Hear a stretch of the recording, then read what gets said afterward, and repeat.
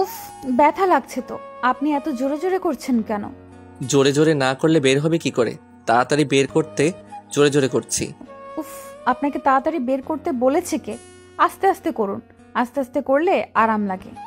ওমা, তাই? আস্তে করলে তো পুরো রাত শেষ হয়ে যাবে, কিন্তু এটা তো বেরই হবে না সোনা। আহ, লাগছে তো, একটু দয়া মায়া করে করুন। আমার কিন্তু সত্যিই লাগছে। ওয়েট করো সোনা, আর লাগবে না। অয়ন কথাটা শেষ করতেই আস্তে আস্তে টিপতে লাগলো। অথরা অয়নের পিঠে হাত দিয়ে শক্ত করে অয়নের পিঠ চেপে ধরে আছে। অয়ন পরম আবেশে অনুভব করছে আর মনের খুশিতে টিপে চলেছে। অয়ন আরো কিছু সময় টেপার পরে অথরা একটু বিরক্তি নিয়ে অয়নকে উদ্দেশ্য করে বলতে লাগলো। আপনার হয়েছে? আর কতক্ষণ লাগবে? উফ, একবার শুরু হলে আপনার আর শেষ করতে ইচ্ছে করে না, তাই না? এই মাত্র তো ধরলাম, এত তাড়াতাড়ি কি শেষ করা যায়? এখনো তো অনেকগুলো বাকি আছে। অনেকগুলো মানে? সারা শরীরের মধ্যে তো আমার চোখে দুটোই দেখতে পাচ্ছি। অনেকগুলো কোথায় দেখছেন আপনি? আছে আছে, অনেকগুলোই আছে। আমি তো দেখছি সোনা, তুমি ভালো করে দেখো, তুমিও দেখতে পাবে। আমি তো ভালো করেই দেখছি, কোথায় দুটো ছাড়া তো আর নেই। এই দেখো, কপালেও 3টে আছে। এইগুলো টিপে নেই, তারপর ঠিক হয়ে যাবে। আসলে এই ব্রণের কারণে তোমার চেহারাটা আসল সৌন্দর্য হারিয়ে ফেলেছে। ওয়েট করো, তারপর সব ঠিক হয়ে যাবে। কচু ঠিক হবে। আমি জানি না আপনার টেপা কখন শেষ হবে, কিন্তু এতটুকু বুঝতে পারছি আমার গাল আর গাল থাকবে না। অয়ন অথরার কথাই পাত্তা দিল না। পরম যত্নে অথরার গাল থেকে ব্রণ টিপে বের করছে অয়ন। আসলে অয়নের দু চোখের বিষ হলো এই ব্রণ। অয়ন সব সময় দোয়া করে তার মুখে যেন ব্রণ ওঠে আর সে যেন সেই ব্রণ টিপে টিপে বের করতে পারে। কিন্তু আফসোস, অয়নের মুখে কখনো ব্রণ ওঠে না। তাই অন্য কারোর মুখে ব্রণ দেখলেই অয়নের টিপতে ইচ্ছে করে। আর আজ অধরার পালা। অধরার গালে দুটো ব্রণ হয়েছে। এই ব্রণগুলো তো আর জানে না কাল স্ত্রীর গালে উঠেছে। আমি শিওর যদি ব্রণগুলো জানতো এটা অয়নের স্ত্রী, তাহলে কখনোই উঠতো না। এখন আর বলে কি হবে? অধরার গালে ওঠা মাত্রই অয়নের টেপা শুরু হয়ে গেছে।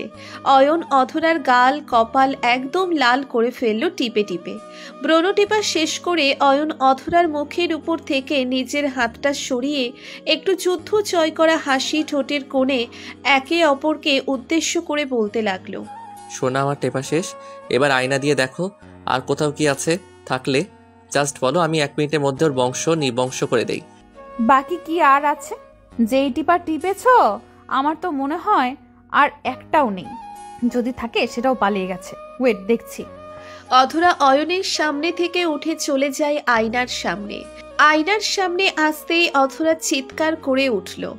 অধরা যেন নিজের মুখটাকেই চিনতে পারছে না। উজ্জ্বল ফর্সা বর্ণের মুখটা রক্তবর্ণ হয়ে আছে। পুরো গাল ফুলিয়ে ফেলেছে অয়ন। অধরা অয়নের দিকে রাগি লুকে তাকিয়ে বলতে লাগলো। এই তুমি করেছো কি? একদম আমার মুখটাকে লাল করে ফেলেছো। তোমায় কে বলেছে এসব টিপতে? ওমা, এখানে বলার কি আছে? তোমার ব্রণ দেখে আমার সহ্য হয়নি, তাই তোমায় সাহায্য করেছি। দেখবে 2 দিনের মধ্যে ভালো হয়ে যাবে। আরে রাখো তো তোমার ভালো হওয়া। আমার এত সুন্দর গালগুলো তুমি লাল করে ফেলেছো আর বলছো ভালো হয়ে যাবে? ইচ্ছে করছে তোমার গলা টিপে দেই। আহ, কুল ডাউন সোনা। তুমি তো এমন করছো যেন আমি গাল ছেড়ে অন্য কিছু টিপে ফেলেছি। কুল বাবু, ঠিক হয়ে যাবে তো। অন্য কিছু মানে? অসভ্য ছেলে একটা। সবসময় বাজে কথা না বললে ভালো লাগে না, তাই না? বাজে কথা কোথায় বললাম? আমি একটা সামাজিক ছেলে, আর সামাজিক কথা বলার আমার কর্তব্য। আমি ভালো মনে কথা বললে তোমরা সবার মতো নেগেটিভ ভাবে নাও, এতে আমার করার কি আছে? থুর, আমি এখান থেকে চলেই যাই। এই লোকটার সাথে থাকলে আমি পাগল হয়ে যাব। অধরা কথাটা শেষ করতেই নিজের শাড়ির আঁচল ঠিক করে হন হন করে অয়নের সামনে দিয়ে রুম থেকে চলে যেতে নিল। অয়ন অধরার চলে যাওয়ার দিকে তাকিয়ে আছে। অধরা যেই অয়নের সামনে দিয়ে চলে যাবে, ঠিক ওই মুহূর্তে অয়ন দুম করে অধরার হাতটা ধরে বসে। অধরা অয়নের দিকে পেছন ফিরে তাকাতেই অয়ন অধরাকে কিছু বুঝতে দিল না। তার আগেই অয়ন একটা হ্যাচকা টান দিয়ে অধরাকে নিচের বুকে নিয়ে এলো। অধরা অয়নের টানের তাল সামলাতে না পেরে অয়নকে বুকে চলে আসে। অয়ন অধরার গালে হাত বুলিয়ে দিয়ে বলতে লাগলো। আমি না হয় একটু অন্যরকম করে কথাগুলো বলেছি, তুমি তো অন্য কিছু ভেবেছো। আচ্ছা, যেটা ভেবেছো সেটা কি সত্যি করা যায় না? না, যায় না। আপনি একটা ফাজিল বদমাশ লোক। আপনার সাথে আমি থাকতে পারবো না। আর না, আপনার সাথে কিছু করার ইচ্ছে আমার আছে। ছাড়ুন তো আমায়। ধরেছি কি ছাড়ার জন্য নাকি? আমি তো তোমায় ছাড়বো না সোনা, আমি তোমায় আদর করব। আপনার সমস্যা কি? হ্যাঁ, আমার কাছে আসলেই বুঝি আপনার টেপার শখ বেড়ে যায়। একদম আমার দিকে তাকাবেন না আপনি। আমার আদরের গালজোড়া আপনি ফুলিয়ে দিয়েছেন, পচা লোক একটা। আচ্ছা যাও, আর কিছু করবো না, এখন শুধু আদর আর আদর করব। অয়ন কথাটা শেষ করতেই অধরার কপালে নিচের ঠোঁটচোরা ছুঁইয়ে দিল। অয়ন অধরার কোমরে আলতো করে হাত বুলিয়ে দিতে দিতে অধরার কোমর থেকে উপরে উঠে এলো। অধরা অয়নের এই গভীর স্পর্শে বেশ কম্পিত হচ্ছে। অয়ন অধরার ঠোঁটের দিকে এগিয়ে এসে ওই নেশা ভরা দৃষ্টি অধরার ঠোঁটের উপর নিক্ষেপ করলো। অধরার ঠোঁটচোরা যেন অয়নকে হাতছানি দিয়ে ডাকছে। অয়ন আর নিজেকে কন্ট্রোল করতে পারল না। অধরার ঠোঁটচোরা নিজের ঠোঁটের সাথে এক করে নিল সে। অয়নের ঠোঁটে চুমু পেতেই অধরা যেন পাগল হয়ে গেল। অধরার সারা শরীরে কারেন্ট বয়ে যায়। অধরা নিজের সারা শরীর পেঁচিয়ে মুচড়ে নিল। অয়ন আরো বেশি উত্তেজিত হয়ে পড়ে অধরার এমন আচরণ দেখে।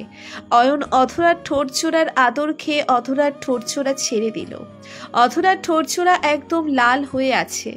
অয়ন পরম আবেশে অধরাকে বিছানায় শুইয়ে দিল।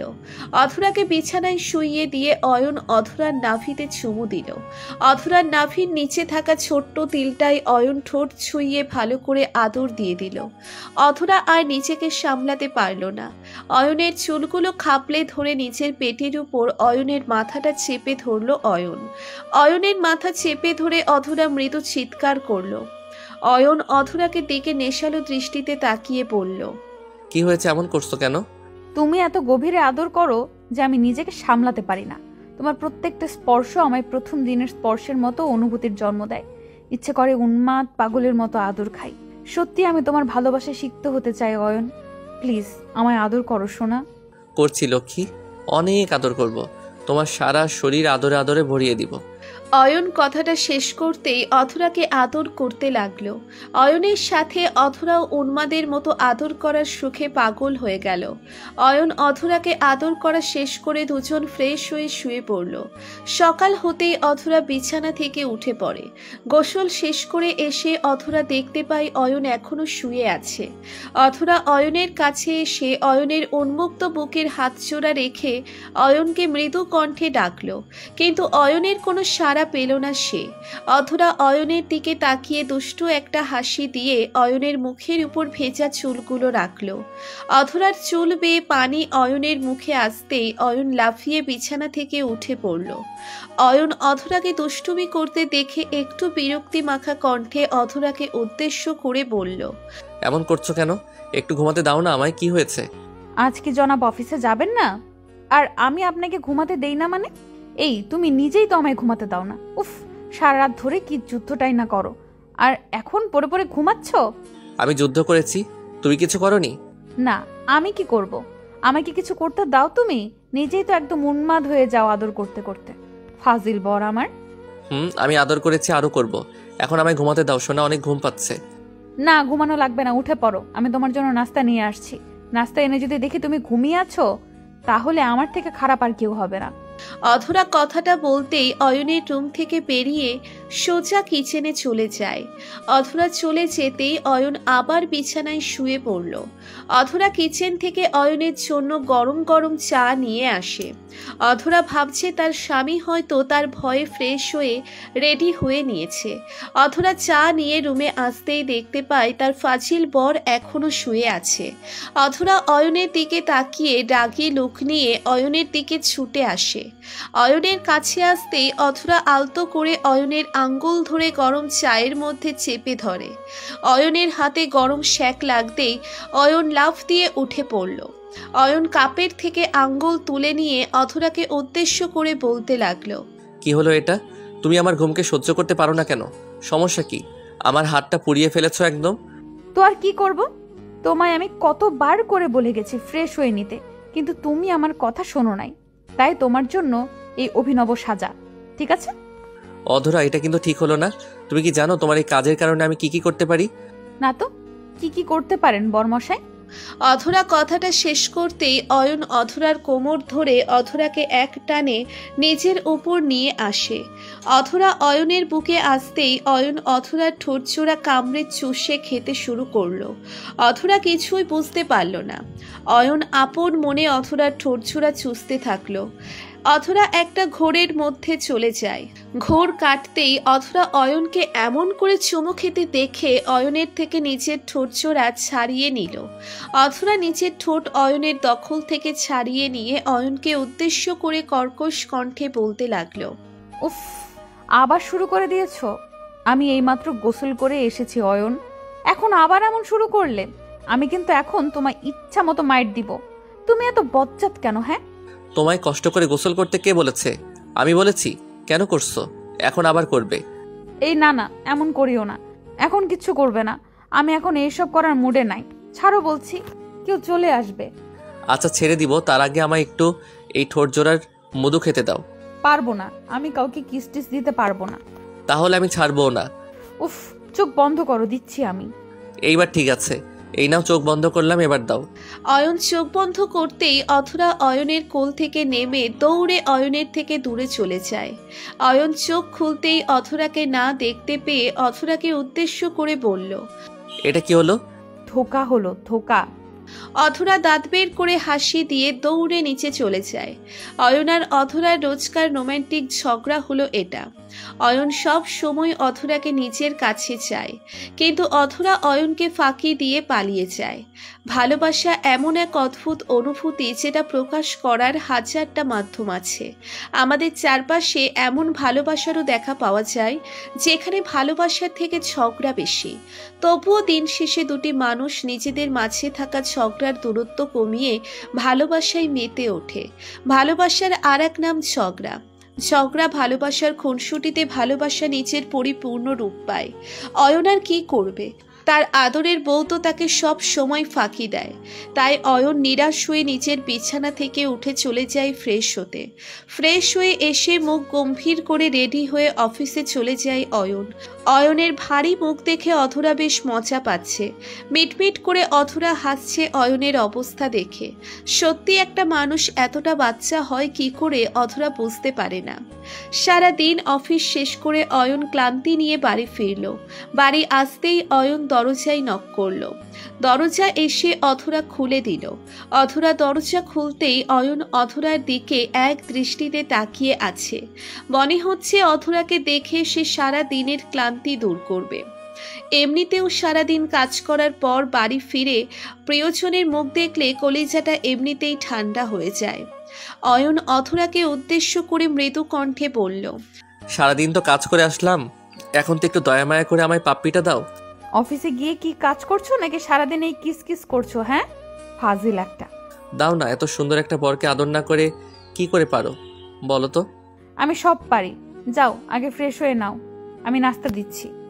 অধরা কথাটা শেষ করে কিচেনের দিকে এগিয়ে যেতেই অয়ন অধরাকে পেছন থেকে জড়িয়ে ধরল। অধরা কিছু বুঝে ওঠার আগেই অয়ন অধরার ঠোঁটজোড়া নিজের দখলে নিয়ে নিল। অধরা জানতো তার ফাজিল স্বামী তাকে এত সহজে ছাড়বে না, তাই অধরা নিজেও অয়নের আদরে সমানভাবে রেসপন্স করল। আপনারা অয়ন আর অধরার জন্য দোয়া করবেন, তাদের মধ্যে যেন সব সময় এমন খুনসুটি টিকে থাকে। গল্পটি আপনাদের কাছে কেমন লাগলো তা অবশ্যই কমেন্ট করে জানাতে ভুলবেন না। পেজ থেকে দেখে থাকলে অবশ্যই পেজটিকে ফলো করে দিবেন, আর যদি চ্যানেল থেকে দেখে থাকেন তাহলে অবশ্যই চ্যানেলটিকে সাবস্ক্রাইব করে পাশে থাকা বেল আইকনটা বাজিয়ে দিবেন। এবং নিত্য নতুন ভালোবাসার সুন্দর সুন্দর গল্প পেতে অবশ্যই অপু স্টোরি ফেসবুক পেজ এবং অপু স্টোরি চ্যানেলের সাথেই থাকবেন। ধন্যবাদ সবাইকে।